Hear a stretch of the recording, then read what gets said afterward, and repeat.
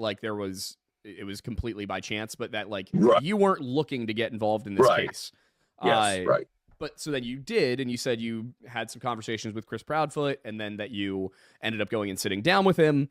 At what point, though, did this become an official working relationship? And what I mean by that is, I guess there would be two stages to that. There's, you're actually actively communicating with him and saying, "Hey, I'm helping you out," versus, he's paying you or somebody is paying you.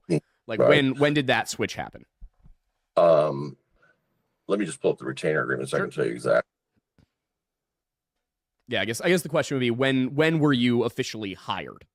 Yeah, I'm trying to find it so I can give you the exact answer. I'm trying to find the retainer agreement. It's I don't know. It'll take me 1 second here. Sebastian. It was here we go. Opening. It's 11/14 of 24. Okay, so it was November of last year. Yeah. Gotcha. So that's the official date. Couple months. So who was paying you or is paying you? Well, I don't want to disclose that, but I'm retained. I'll tell you that Chris and Katie are the signers on the engagement letter and retainer agreement, and but it's on behalf of I'm working on behalf of Sebastian. I am not. My client is Sebastian, and they're the guardians that have the ability to sign.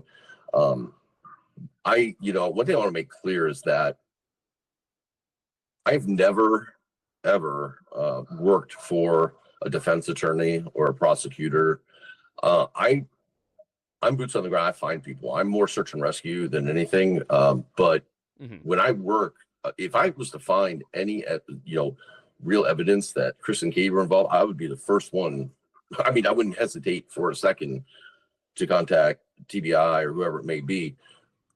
I'm not there to play defense or anything. I'm there to find Sebastian, and if they have anything involvement, then I'll make sure they're held accountable.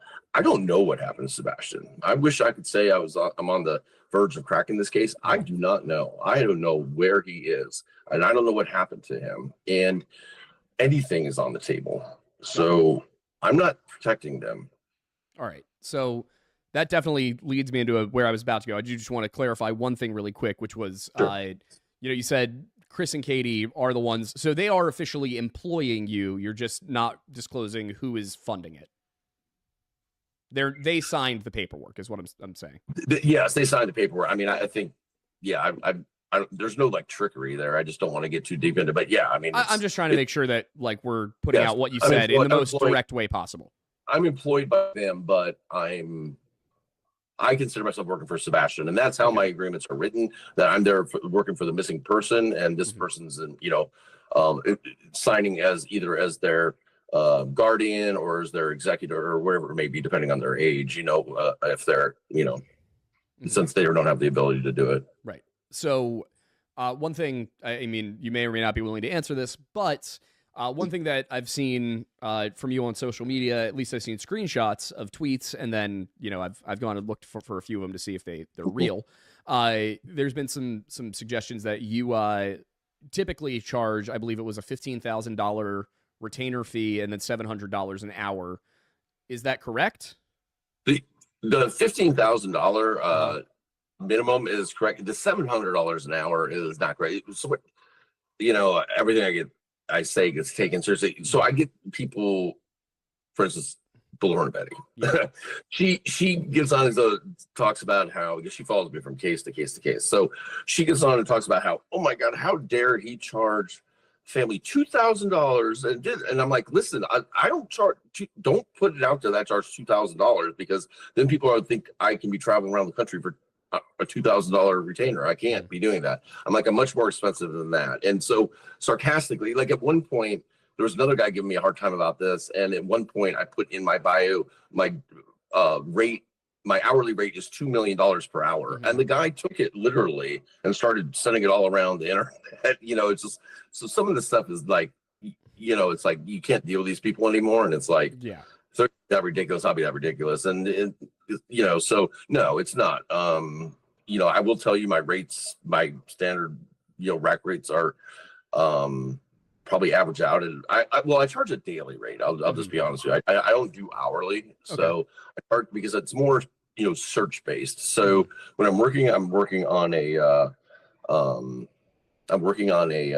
day rate. So it's usually, about $2,200 a day. And then there might be it depends if we're bringing in thermal drones, underwater ROVs, because I own all that equipment. It can vary based on that too, so, but we do have minimums, because if I'm going across the country and bringing all this equipment, and if other operators coming in, then, but with that said, about 70% of my cases are pro bono. So the money that I do bring in, I've been fortunate to work in some cases where families have the ability to pay that, and then that funds some other cases, so, because I've never done a GoFundMe or anything like that. Got it. But in this case, you are a paid investigator. I am. Okay, yeah. got it.